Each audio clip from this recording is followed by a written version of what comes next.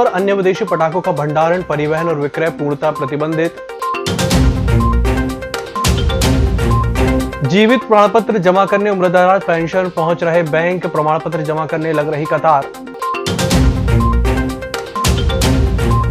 और चौथे चरण में मिला विद्यार्थियों को महाविद्यालय में प्रवेश लेने का मौका। शासन के निर्देश पर रिक्त पड़ी सीटों को भरने के लिए 5 नवंबर से शुरू फॉर्म भरने का सिलसिला। नमस्कार, बालाघाट लाइव के इस बुलेटिन में आपका स्वागत है। मैं हूं आपके साथ आकाश। चीनी और अन्य विदेशी पटाखों का आयात बिना लाइसेंस पूर्णतः वर्जित है। डायरेक्टर जनरल फॉरेन ट्रेड द्वारा चीनी अथवा विदेशी पटाखों के आयात के लिए कोई लाइसेंस भी जारी नहीं किए गए हैं। अपर मुख्य सचिव गृह डॉक्टर राजेश राजौरा ने सभी जिला कलेक्टर और पुलिस अधीक्षकों को इस आशय के निर्देश जारी किए हैं कि चीनी और अन्य विदेशी निर्मित सभी प्रकार के पटाखों का भंडारण, परिवहन और विक्रय पूर्ण रूप से वर्जित है। इनका अधिपत्य, परिवहन और विक्रय पूर्ण रूप से अवैध है। विस्फोटक अधिनियम की धाराओं में इस प्रकार के अवैध पटाखों का भंडारण, वितरण और विक्रय और उपयोग किए जाने पर 2 साल तक की सजा का प्रावधान है। डॉक्टर राजौरा ने सभी जिला दंडाधिकारियों को ऐसे विदेशों में निर्मित पटाखों के लिए टेम्परेरी लाइसेंस जारी न किए जाने की हिदायत दी है। चीनी और अन्य विदेशी पटाखों के भंडारण, परिवहन और विक्रय करने पर कानूनी प्रावधानों के अंतर्गत सख्त कार्रवाई की जाएगी।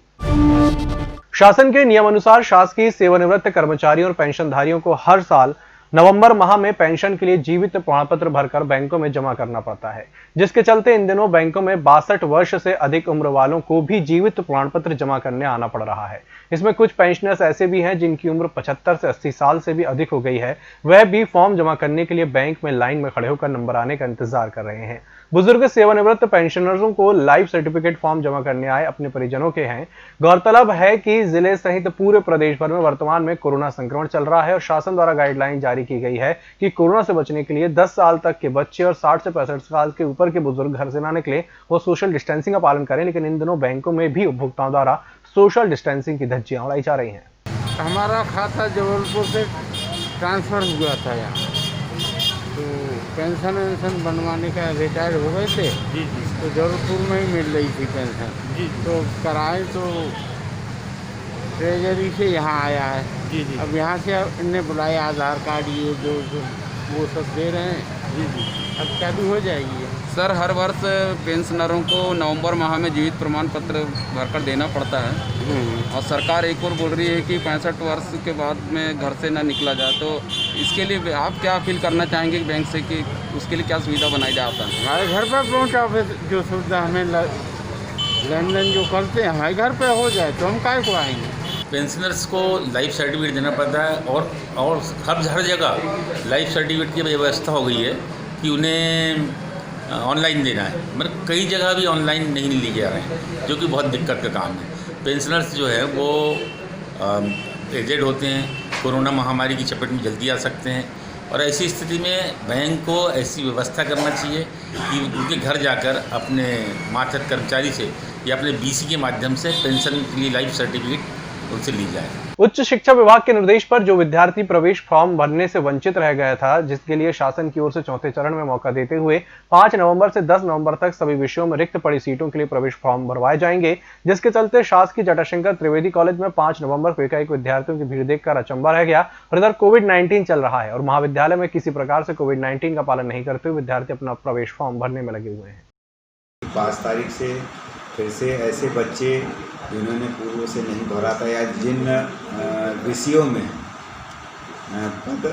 सीट रिक्त थी है ना, उन सीट रिक्त के लिए उनके द्वारा आवेदन फिलअप करवाया था। और वो मान लो केमिस्ट्री, बॉटनी या जूलॉजी में जैसे 10 पद हैं तो उन बच्चों को सारे फार्म, चाहे फिर वो 50 आए 100 आए, उनके आधार फार्म भरा के फिर उनकी मेरिट लिस्ट बनाई जाएगी और मेरिट लिस्ट के आधार पर वो सूची जारी होगी। फिर उन सूची के आधार पर जो मेरिट में 10 बच्चे रहेंगे उनकी लिंक इनिशिएट करके उनको फीस भरने के लिए कहा जाएगा। ये प्रक्रिया चालू होने के कारण क्योंकि बहुत सारे छात्र वंचित भी रह गए हैं और निश्चित रूप से उनका प्रयास था, मैं चूँकि शासन के निर्देश है कि मेरिट के आधार पर प्रवेश दिया जाएगा, तो उन्हीं नियमों के अंतर्गत हमारा पूरा स्टाफ लगा था कि ऐसे छात्र वंचित न हो जाए जो मेरिट में होने के बावजूद भी जिनका प्रवेश न हो पाए, तो उनको शासन ने जो पुनः ये चौथे चरण में सुविधा दी, उस चौथे चरण के अंतर्गत आज 5 तारीख से 10 तारीख तक है कि रिक्त सीटों पर ऐसे आवेदक जो वंचित रह गए थे पुनः उनको आवेदन करने की छूट प्रदान की गई। और फिर हमने प्रत्येक विषयों में जहाँ पर सीट रिक्त थी वो मेरिट लिस्ट के आधार पर लिस्ट निकालकर उनकी लिंक इनिशिएट करके फिर उनको फीस भुगतान की पात्रता दी गई। लालबर्रा क्षेत्र अंतर्गत आसपास के ग्रामीण अंचलों में करवा चौथ का पर्व बड़े ही सौहार्दपूर्ण ढंग से मनाया गया। गौरतलब है कि पति की लंबी उम्र के लिए सुहागिन महिलाओं द्वारा उपवास रख श्रद्धापूर्वक चांद के दीदार के साथ पति द्वारा जल और मीठा खिलाने के बाद ही व्रत तोड़ा गया। लालबर्रा सहित क्षेत्र के आसपास ग्रामीण अंचल जिनमें बाघोली, अमोली, पांडरवानी, दतिया, अमाटोला, मेरेगांव, जबलटोला, औलिया कन्हार, पाला कामथी, नेवरगांव, जाम, कंजई में महिलाएं करवा चौथ के उपवास के लिए महिलाओं की बाजार में चहल पहल देखी गई। व्रत के लिए बाजार से आवश्यक सामान की खरीदी की गई। बालाघाट मुख्यालय के समीप ग्राम भटेरा चौक में एक बाइक चालक ने स्कूटी सवार को टक्कर मार दी। दुर्घटना में स्कूटी सवार 3 बालिका सहित 4 घायल हो गए। सभी घायलों को उपचार के लिए जिला अस्पताल में भर्ती कराया गया है। मिली जानकारी के अनुसार वार्ड नंबर 2 भटेरा चौकी निवासी घायल रिया अपनी छोटी बहन रुचि सिंगरौले और सहेली कंचन ठाकुर के साथ 5 नवंबर को सुबह करीब 11 बजे ग्राम भटेरा से अपनी सहेली के घर से वापस स्कूटी से अपने घर लौट रही थी। तभी बालाघाट से कुमारी की ओर जा रहे बड़ी कुमारी निवासी एक बाइक सवार युवक ने भटेरा चौक के पास टक्कर मार बाइक चालक फरार हो गया। इसी के साथ बुलेटिन वक्त चला छोटे से ब्रेक का, जल्द हाजिर होंगे। हर घूंट सेहत से भरपूर, without sugar, without caffeine and with natural tea colour. Ayur Amrit herbal tea अपनाइए जो हृदय के लिए रामबाण औषधि है। अब टी नहीं, सिर्फ आयुर अमृत हर्बल टी। ब्रेक के बाद एक बार फिर से आपका स्वागत है। 2 माह पहले भारत सरकार के खाद्य मंत्रालय के उपायुक्त के द्वारा जिले में भ्रमण के दौरान गोदामों में संग्रहित यहां के जिन 18 राइस मिलर्स का लगभग 4,500 मीट्रिक टन चावल रिजेक्ट किया गया था। बाद में जिला प्रशासन के द्वारा उक्त 18 राइस मिलर्स के खिलाफ एफआईआर और राइस मिल की सील करने का आदेश भी दिया गया था, जिसके चलते एफआईआर तो दर्ज नहीं की गई थी, लेकिन राइस मिल को सील करते हुए विद्युत कनेक्शन काट दिया गया था, जिसके चलते भोपाल में टीम आई और जांच प्रारंभ की, लेकिन सभी मामले ठंडे वस्तु चले गए। बल्कि वर्तमान में आपूर्ति निगम के द्वारा उक्त 18 राइस मिलर्स के रिजेक्ट किए गए चावल का बदलने के आदेश जारी किए गए हैं, जिसको लेकर यहां के अन्य राइस मिलर्स में तरह तरह की चर्चाएं व्याप्त हो गई हैं। ये भी चर्चा चल रही है।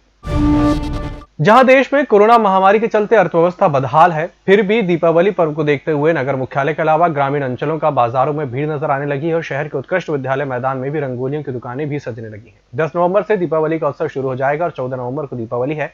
इसको लेकर बाजार भी सजने लग गए हैं, लेकिन कोरोना काल में व्यापारियों का व्यापार पर असर पड़ने लगा है। लेकिन बाजारों में दुकानें सजने के साथ ही खरीदारों की दुकानों पर रौनक बढ़ गई है। जिले के 10 मरीजों के सैंपल कोरोना पॉजिटिव पाए गए हैं। शासन के प्रोटोकॉल के अनुसार 16 मरीजों के ठीक हो जाने पर उन्हें 4 नवंबर को डिस्चार्ज कर दिया गया। बालाघाट जिले में अब तक कुल 2094 मरीज कोरोना पॉजिटिव पाए चुके हैं। इनमें से 1997 मरीज ठीक होकर घर भी जा चुके हैं। 75 मरीजों को उपचार किया जा रहा है। 12 मरीजों को उपचार के लिए मेडिकल कॉलेज छिंदवाड़ा रेफर किया गया है और 10 मरीजों की मृत्यु हो चुकी है। अन्य जिलों और राज्यों में बालाघाट जिले के 184 व्यक्ति कोरोना संक्रमित पाए गए हैं। बालाघाट जिला मुख्यालय स्थित पशु चिकित्सालय में समय पर डॉक्टर उपस्थित नहीं रहने से एक बकरी ने उपचार के अभाव में दम तोड़ दिया। इस संबंध में बकरी मालिक राजू लांजेवार पाथरवाड़ा निवासी ने बताया कि एक पालतू बकरी 4 नवंबर की रात को अचानक बीमार हो गई, जिसकी सूचना पशु चिकित्सालय बालाघाट के चिकित्सक को फोन पर दी गई, जिससे डॉक्टर द्वारा दूसरे दिन सुबह बकरी को पशु चिकित्सालय लाने को कहा गया। लेकिन 5 सितंबर की सुबह करीब 9 बजे पशु चिकित्सालय बकरी लेकर पहुंचे तो अस्पताल बंद था और कोई भी डॉक्टर वहां मौजूद नहीं था, जिसके कारण बकरी का समय पर उपचार नहीं हो पाया और उसकी मौत हो गई। इस बुलेटिन फिलहाल इतना ही। नमस्कार।